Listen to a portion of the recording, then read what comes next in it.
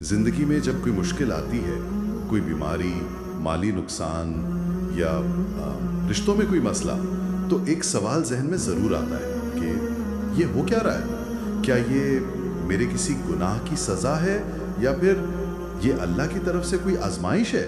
और इससे भी बड़ा सवाल ये कि इन हालातों में दिल को सुकून और हिम्मत कैसे मिले? आज हम इसी मौजू की गहराई में उतर रहे हैं।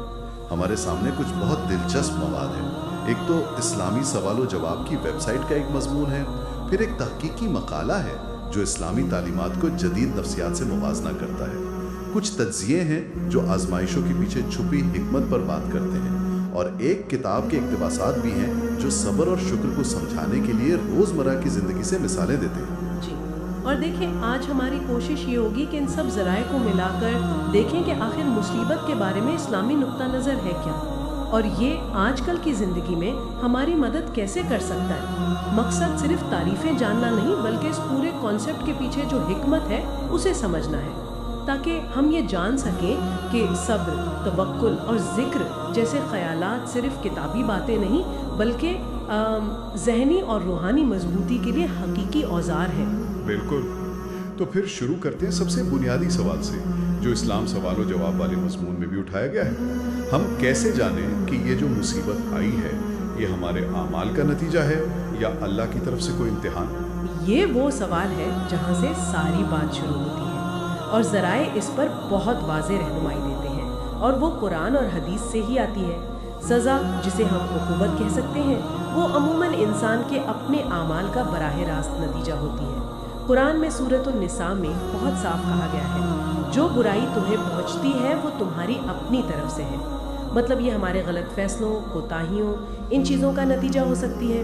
दूसरी तरफ है आजमाइश, जिसे इम्तिहान या इब्तला कहा जाता है, और दिलचस्प बात यह है कि ज़राए इसे अक्सर अल्लाह की मोहब्बत की निशानी करार देते हैं। एक मशहूर हदीस है कि जब अल्लाह किसी कौम से मोहब्बत करता है तो उन्हें आजमाता है। तो यहाँ मुश्किल एक सज़ा के तौर पर नहीं आ रही, बल्कि ये रूहानी तरक्की और ईमान को निखारने का एक मौका बनकर आ रही है। अच्छा, ये नजरियाती तौर पर तो बहुत वाज़ेह है, लेकिन अमली ज़िंदगी में जब इंसान पर बीत रही होती है तो वो इस फ़र्क को कैसे पहचाने? क्या इसका कोई पैमाना है? जी, इस्लाम सवालो जवाब का मजमून इसके लिए एक अमली फ्रेमवर्क देता है, जो हमें सोचने का एक ढांचा फराहम करता है। वो कहते हैं कि 3 मुमकिना सूरतें हो सकती हैं। पहली सूरत ये कि अगर मुसीबत किसी नेकी के काम के नतीजे में आए, मिसाल के तौर पर आपने सच बोला और नौकरी चली गई, या हराम से बचने की कोशिश की और कारोबार में नुकसान हो गया, तो ये वाज़ेह तौर पर एक आजमाइश है। ये आपके उसूलों पर कायम रहने का इम्तिहान है। दूसरी सूरत इसके बिल्कुल बरअक्स है। अगर मुसीबत किसी गुनाह के बराह रास्त नतीजे में आए, जैसे कोई शख्स नशावर अशिया इस्तेमाल करता है और उसकी सेहत ख़राब हो जाती है, तो ये बहुत मुमकिन है कि ये एक सज़ा हो। ये उसके अपने अमल का एक कुदरती नतीजा है। ये दोनों सूरतें तो काफ़ी वाज़ेह हैं, लेकिन ज़िंदगी की ज़्यादातर मुश्किलात तो वो तीसरी किस्म में आती हैं जहाँ वजह इतनी साफ नहीं होती, जैसे अचानक कोई बीमारी, किसी अजीज़ की वफ़ात, या कारोबार में कोई गैर मुतवक्का नाकामी। इसके बारे में ज़राए क्या कहते हैं? आपने बिल्कुल सही नुक्ता उठाया, और यहीं पर वो फ्रेमवर्क सबसे ज़्यादा दिलचस्प हो जाता है। वो कहता है कि ऐसी सूरत में इसका इन्हिसार उस शख्स की अपनी हालत और अल्लाह के साथ उसके ताल्लुक़ पर है। अगर वो शख्स दीनदार है, नेकी की राह पर चलने की कोशिश कर रहा है, तो ये मुसीबत उसके लिए आजमाइश है, जिसका मकसद उसके दर्जात बुलंद करना है। और अगर वो गुनाहों भरी ज़िंदगी गुजार रहा है और अल्लाह से गाफिल है, तो हो सकता है कि ये मुसीबत एक तनबीह या सज़ा हो, ताकि वो होश में आए और अपनी इस्लाह करे। लेकिन क्या ये सोच थोड़ी सादा नहीं लगती कि अगर आप नेक हैं तो आजमाइश और गुनाहगार हैं तो सज़ा? एक इंसान खुद अपने बारे में ये फैसला कैसे कर सकता है? ये तो इंसान को मज़ीद शुकूक शुबहात में डाल सकता है कि शायद मैं काफ़ी नेक नहीं हूँ, इसीलिए ये सज़ा है। ये बहुत अहम सवाल है, और शायद यहाँ असल नुक्ता ये नहीं कि हम इस वाक़े पर सज़ा या आजमाइश का लेबल लगाएं। असल चीज़ हमारा रद्द अमल है। ذرائع کا زور اس بات پر ہے کہ بجائے اس کے کہ ہم یہ فیصلہ کرنے میں وقت ضائع کریں کہ یہ کیا ہے، ہم یہ دیکھیں کہ ہمیں کرنا کیا ہے۔ اگر ہم سے کوئی غلطی ہوئی ہے تو توبہ اور اصلاح کا راستہ اختیار کریں، اور اگر ہمیں لگتا ہے کہ یہ امتحان ہے تو صبر اور اللہ کی رضا پر قائم رہیں۔ دونوں صورتوں میں ہمارا رد عمل ہی ہماری روحانی ترقی کا تعین کرے گا۔ تو اصل فوکس لیبل پر نہیں، رد عمل پر ہونا چاہیے۔ یہ بہت اہم وضاحت ہے۔ تو گویا اصل سوال یہ نہیں کہ یہ کیوں ہوا، بلکہ یہ ہے کہ اب مجھے کیا کرنا ہے۔ چلیں اس بات کو آگے بڑھاتے ہیں۔ مان لیا کہ یہ ایک آزمائش ہے، لیکن پھر سوال پیدا ہوتا ہے کہ اس کی ضرورت کیا ہے؟ اللہ تو پہلے ہی سب کچھ جانتا ہے، اسے اپنے بندوں کو آزما کر کچھ ثابت کرنے کی کیا ضرورت؟ یہاں دعوت نیوز اور روزنامہ جنگ کے مضامین بہت گہری بصیرت فراہم کرتے ہیں۔ وہ بتاتے ہیں کہ آزمائش کا مقصد اللہ کے علم میں اضافہ کرنا نہیں، بلکہ مخلوق پر سچے اور جھوٹے کو ظاہر کرنا ہے۔ قرآن کی سورۃ العنکبوت میں اللہ فرماتا ہے کہ کیا لوگوں نے یہ گمان کر رکھا ہے کہ وہ صرف ہم ایمان لائے کہنے سے چھوڑ دیے جائیں گے اور آزمائے نہیں جائیں گے؟ اللہ ضرور جانچے گا کہ کون سچے ہیں اور کون جھوٹے۔ تو آزمائش ایک فلٹر کی طرح ہے جو کھوٹے اور کھرے کو الگ کر دیتی ہے۔ اور اس فلٹرنگ کے عمل سے انسان کی اپنی ذات پر بھی گہرا اثر پڑتا ہوگا۔ بالکل، اور یہی دوسری اور شاید سب سے اہم حکمت ہے، شخصیت کا ارتقاء اور روحانی ترقی۔ ذرائع اس بات پر متفق ہیں کہ مشکلات انسان کے کردار کو مضبوط کرتی ہیں، اس کی اخلاقی خامیوں کو دور کرتی ہیں اور اسے اللہ کے قریب لاتی ہیں۔ ایک حدیث کا مفہوم ہے کہ اللہ جس کے لیے بھلائی چاہتا ہے اس کو مصیبت میں مبتلا کر دیتا ہے۔ تو گویا ان ذرائع کا نچوڑ یہ ہے کہ آزمائش صرف ایک واقعہ نہیں، بلکہ یہ ایک پورا نظام ہے جو ایمان کو فلٹر کرتا ہے، کردار کو پالش کرتا ہے اور آخر میں انسان کو اس مقام پر پہنچا دیتا ہے جہاں وہ خود صرف اپنی عبادت سے کبھی نہیں پہنچ سکتا تھا۔ یہ ایک روحانی جم کی طرح ہے جہاں تکلیف اٹھائے بغیر مضبوطی نہیں آتی۔ دعوت نیوز کے مضمون میں غزوہ احد کی مثال دی گئی، وہ اس روحانی جم کے تصور کو بہت اچھی طرح واضح کرتی ہے۔ جی، وہ فکر و عمل میں پختگی پیدا کرنے کی بہترین مثال ہے۔ اس جنگ میں مسلمانوں سے ایک جنگی حکمت عملی کو سمجھنے میں غلطی ہوئی، جس کی وجہ سے جیتی ہوئی جنگ کا پاسا پلٹ گیا اور بہت نقصان ہوا۔ بظاہر یہ ایک بہت بڑی مصیبت تھی، لیکن اس ایک آزمائش نے انہیں نبی اکرم صلی اللہ علیہ وسلم کی ہدایات پر ہر حال میں عمل کرنے کی اہمیت کا ایک ایسا گہرا اور ناقابل فراموش سبق سکھایا جو شاید 100 لیکچرز بھی نہیں سکھا سکتے تھے۔ اس نے مستقبل کی فتوحات کی بنیاد رکھ دی۔ اور روزنامہ جنگ کے مضمون میں درجات کی بلندی کا بھی ذکر ہے، تو کیا اس کا مطلب یہ ہے کہ مشکلات ایک طرح کا شارٹ کٹ ہے روحانی ترقی کے لیے؟ شارٹ کٹ شاید صحیح لفظ نہ ہو کیونکہ اس میں تکلیف شامل ہے، لیکن ایکسلریٹر ضرور کہہ سکتے ہیں۔ مضمون میں یہ نقطہ بیان کیا گیا ہے کہ بعض اوقات ایک مومن کے لیے اللہ کے ہاں ایک خاص مقام مقرر ہوتا ہے، لیکن وہ اپنے اعمال سے وہاں تک نہیں پہنچ پاتا، تو اللہ اسے کسی ایسی آزمائش میں ڈال دیتا ہے جو اس کے گناہوں کا کفارہ بھی بن جاتی ہے اور صبر کرنے پر اسے اس مقام تک بھی پہنچا دیتی ہے۔ یہ سب حکمتیں سمجھنا ایک بات ہے، لیکن جب مصیبت سر پر آ پڑتی ہے تو انسان کا ذہن کام کرنا چھوڑ دیتا ہے۔ اس وقت ان حکمتوں کو کیسے یاد رکھا جائے؟ ظاہر ہے کہ اس کے لیے کسی عملی ٹول کی ضرورت ہوگی۔ یہاں ذرائع میں صبر کا ذکر بار بار آتا ہے۔ بالکل، اور شیخ پورٹ کتب کی کتاب اور ذہنی صحت پر تحقیقی مقالہ اسی پر بات کرتے ہیں کہ صبر صرف خاموشی سے برداشت کرنے کا نام نہیں، یہ ایک بہت فعال اور طاقتور ذہنی رویہ ہے۔ حقیقی صبر وہ ہے جو مصیبت کے پہلے جھٹکے کے وقت کیا جائے، نہ کہ وقت گزرنے کے ساتھ جب انسان تھک ہار کر حالات کو مجبوری میں قبول کر لے، وہ تو بے بسی ہے۔ صبر ایک شعوری انتخاب ہے۔ اور اس شعوری انتخاب کے لیے طاقت کہاں سے آتی ہے؟ اس کی طاقت 2 چیزوں سے آتی ہے، ایک ہے یقین اور دوسرا ہے توکل۔ یقین اس بات کا کہ ہر مشکل کے بعد آسانی ہے۔ قرآن میں اللہ کا وعدہ ہے، بے شک ہر تنگی کے ساتھ آسانی ہے، اور یہ وعدہ ایک بار نہیں 2 بار دہرایا گیا ہے۔ جب یہ یقین دل میں ہو کہ یہ دور ہمیشہ نہیں رہے گا اور اللہ آسانی پیدا کرے گا تو صبر کرنا آسان ہو جاتا ہے۔ اور دوسرا آپ نے کہا توکل۔ اس کو تھوڑا مزید واضح کریں۔ توکل یعنی اللہ پر بھروسہ کرنا، یہ پریشانی اور انگزائٹی کو کم کرنے کی ایک بہت مؤثر حکمت عملی ہے۔ توکل کا مطلب یہ نہیں کہ ہاتھ پر ہاتھ دھرے بیٹھ جائیں، اس کا مطلب ہے کہ اپنی طرف سے پوری کوشش اور تدبیر کرو اور نتیجہ اللہ پر چھوڑ دو۔ یہ رویہ انسان کو ماضی کے پچھتاووں اور مستقبل کے خوف سے بچاتا ہے۔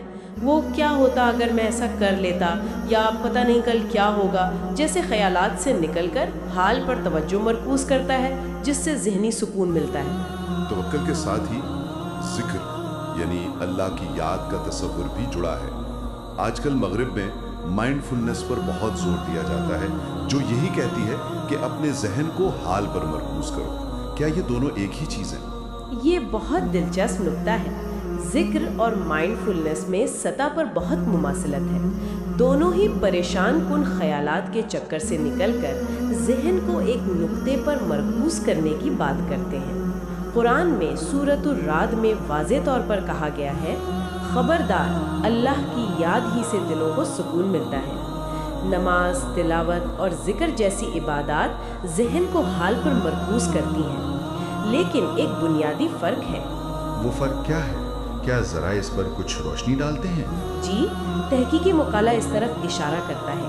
سیکولر مائنڈ فلنس کا حتمی مقصد ذہنی سکون حاصل کرنا ہے، یہ خود ایک مقصد ہے، جبکہ اسلامی تصور میں ذکر کا حتمی مقصد اللہ کے ساتھ تعلق قائم کرنا اور اسے مضبوط کرنا ہے۔ ذہنی سکون اس تعلق کا ایک خوبصورت نتیجہ یا بائی پروڈکٹ ہے، اصل مقصد نہیں۔ یہ فرق بہت گہرا ہے۔ ذکر صرف ذہن کو خالی نہیں کرتا، بلکہ اسے ایک اعلیٰ اور پاکیزہ ذات کی یاد سے بھر دیتا ہے۔ اور یہیں پر وہ تحقیقی مقالہ اسلامی تصورات کو کوگنیٹو بیہیویئرل تھراپی یعنی CBT سے جوڑتا ہے۔ یہ تعلق بہت دلچسپ ہے۔ بالکل، CBT کی ایک بنیادی تکنیک ہے کوگنیٹو ریفریمنگ، یعنی اپنے منفی خیالات کو پہچان کر انہیں ایک زیادہ مثبت اور حقیقت پسندانہ سوچ سے بدلنا۔ اسلامی تعلیمات بالکل یہی کرتی ہے۔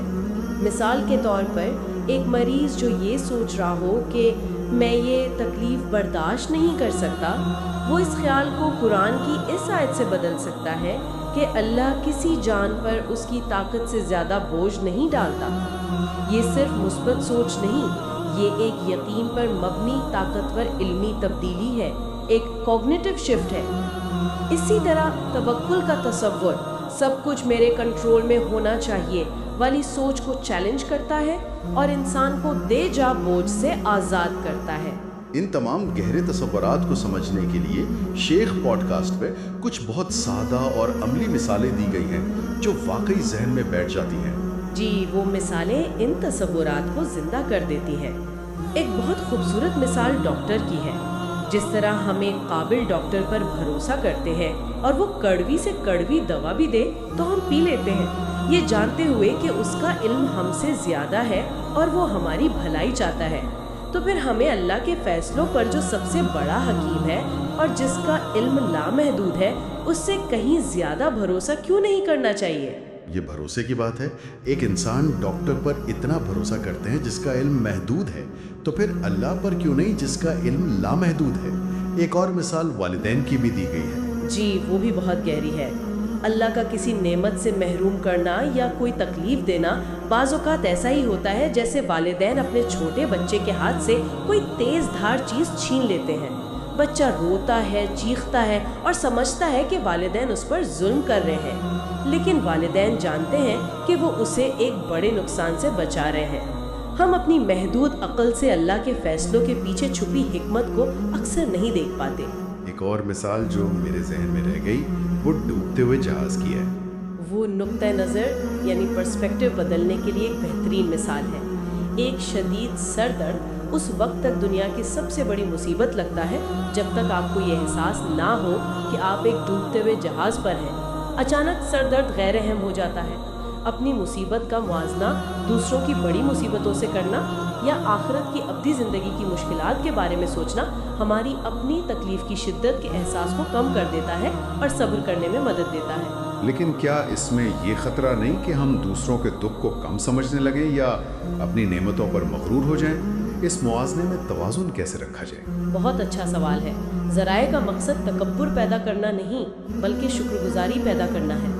इसका मकसद ये नहीं कि हम कहें शुक्र है मैं उसकी जगह नहीं हूँ, बल्कि ये है कि या अल्लाह तेरा शुक्र है कि मेरी आजमाइश इससे कम है, मुझे उस पर सब्र करने की हिम्मत दे।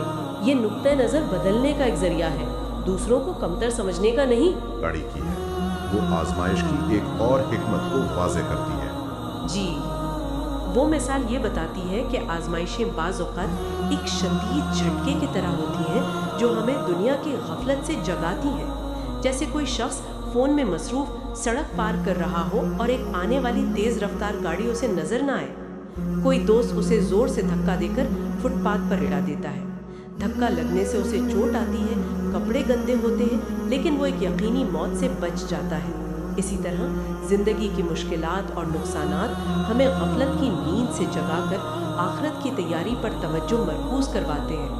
वो झटका तकलीफ दे ज़रूर होता है, लेकिन एक बड़ी तबाही से बचा लेता है। तो आइए इस सब को समेटते हैं। हमने सज़ा और आजमाइश के फ़र्क से बात शुरू की, लेकिन जल्दी ये समझ आया कि मुसीबत पर कोई लेबल लगाने से ज़्यादा अहम हमारा रद्द अमल है। फिर हमने इस रूहानी जिम के तसव्वुर को समझा, जहाँ मुश्किलात हमारे ईमान को फ़िल्टर करती हैं, किरदार को मजबूत बनाती हैं और हमें अल्लाह के करीब करती हैं। और आखिर में हमने देखा कि सब्र, तवक्कुल और ज़िक्र जैसे इस्लामी तसव्वुरात सिर्फ बेबसी में बर्दाश्त करने का नाम नहीं, बल्कि ये रूहानी और ज़हनी मजबूती के फ़ाल औज़ार हैं, जिनके उसूल जदीद नफ्सियात में भी तस्लीम किए जाते हैं। ये हमें सिखाते हैं कि अपने ख़यालात को कैसे काबू किया जाए और अल्लाह पर भरोसा करके सुकून कैसे हासिल किया जाए। बिल्कुल। और इस सारी गुफ्तगू के बाद मैं सुनने वालों के लिए एक आखिरी सोच छोड़ना चाहूँगी। ज़राए में सब्र के साथ साथ शुक्र का भी बार बार जिक्र आया है। हमने मुश्किल में सब्र पर तो तफसील से बात की, लेकिन एक गहरा सवाल ये पैदा होता है, क्या आसानी के वक्तों में शुक्रगुजारी की मश्क दर हकीकत वो रूहानी और नफ्सियाती ताकत पैदा करती है जिसकी ज़रूरत हमें मुश्किल आने पर सब्र करने के लिए होती है? शायद असल तैयारी अमन व खुशहाली के ज़माने में होती है। क्या शुक्रगुजारी की आदत ही वो रूहानी फट्टा है जो मुसीबत पड़ने पर सब्र की ताकत फराहम करता है? ये सोचने की बात है।